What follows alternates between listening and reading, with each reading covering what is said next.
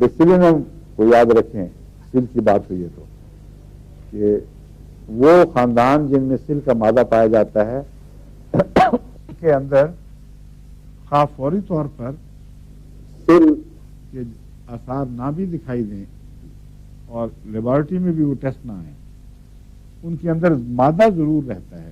کہاں رہتا ہے، کس شکل میں رہتا ہے، ابھی تک ڈاکٹر اس کی پوری تحقیق نہیں کر سکے. مگر حالیہ بعض تجارب میں امریکہ میں یہ بات قطعی طور پر ثابت ہو گئی ہے کہ سل کا مادہ بعض دفعہ نسل بعد نسل جسم کے اندر موجود رہتا ہے، حالانکہ اس کو کسی آلے سے شناخت نہیں کیا جا سکتا. اور یہ ایڈز کی تحقیق کے دوران بات ظاہر ہوئی. ایڈز کی تحقیق کے دوران پتہ چلا کہ ایسے مریض جن کے اندر نہ سل کا کوئی مادہ تھا نہ سفلس کا مادہ تھا، ایڈز کے بعد ان کے اندر سفلس کی علامتیں ظاہر ہو گئیں، یعنی عطشک کی، اور ان کی پوری ہسٹری تحقیق کی گئی، اور ایک دفعہ نہیں بارہا انہوں نے یہ تحقیق کیا، اور یہی نتیجہ نکلا کہ اس ایسے مریض کو نہ سفلس تھی، نہ اس کے باپ کو، نہ ماں کو، نہ کسی اور کو. اور اسی طرح سل ان کو نہ ہوئی، نہ اس گھر میں نہ اس علاقے میں موجود تھی. تو اس سے انہوں نے اندازہ لگایا کہ بسا اوقات بیماریوں کا علاج مکمل نہیں ہوتا، یعنی یہ ان کا نظریہ ہے، اور وہ کسی شکل میں جسم کے اندر موجود رہ جاتی ہیں. یعنی جس کو سپریشن ہومیوپیتھ کہتے ہیں، جس کو ایلوپیتھ تسلیم نہیں کرتے کہ ایسی کوئی چیز ہے. دوسرے لفظوں میں وہی بات اب انہوں نے تسلیم کی ہے. جن بیماریوں کا خصوصیت سے ہومیوپیتھک میں ذکر ملتا ہے کہ یہ نسل بعد نسل جسم میں منتقل ہوتی ہیں، اور جب تک یہ مادہ رہے گا اس وقت تک عام مرضوں میں بھی ایسی دوائیں پورا کام نہیں دکھاتی جو آپ نے درست تشخیص کی ہوتی ہیں.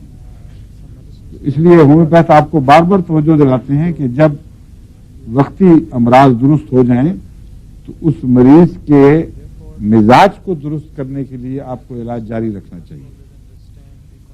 ایک ہے نزلے کا علاج، مثلا میں نے بتایا تھا، وہ چھینکیں جب شروع ہو جاتی ہیں، وہ کیا کہتے ہیں اس کو آپ، نہیں وہ جو ہے فیور،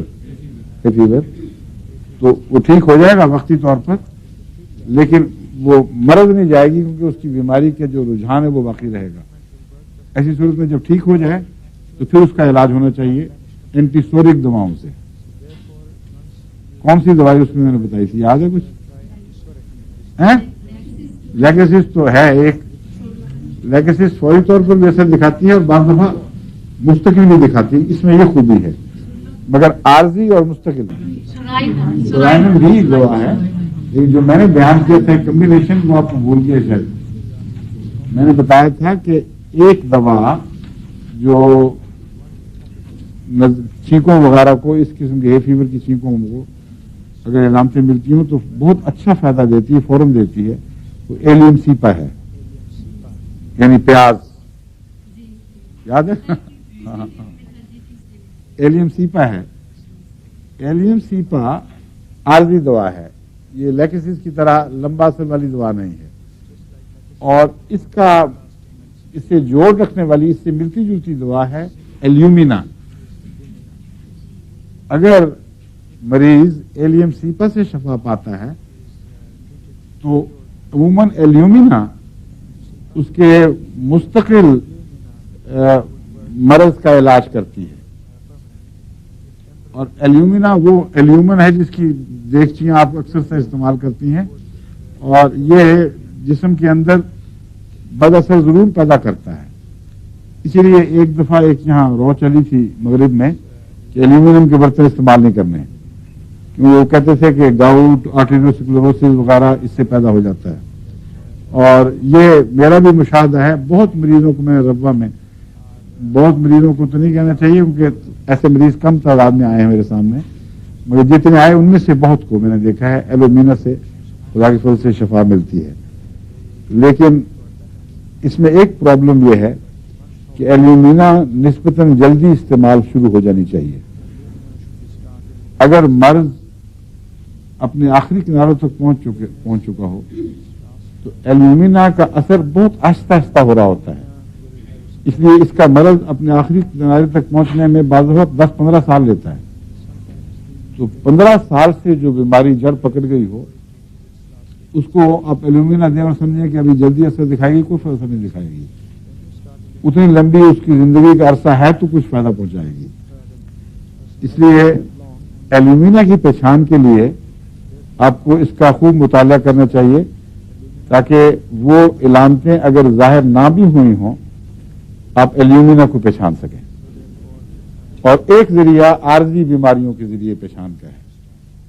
یہ بہت اچھا ذریعہ ہے. جن عارضی بیماریوں کا ایک مستقل بیماری سے تعلق ہے اس عارضی بیماری کے وقت آپ کو یاد آ جانا چاہیے کہ اس کی سہیلی یا اس کا دوست فلاں زہر ہے، اور جب یہ ٹھیک ہو جائے تو پھر میں اس سے اس کا مستقل علاج کروں گا. تو ایلومینا کی علامتوں کو بھی اس لحاظ سے پیش نظر رکھنا ضروری ہے.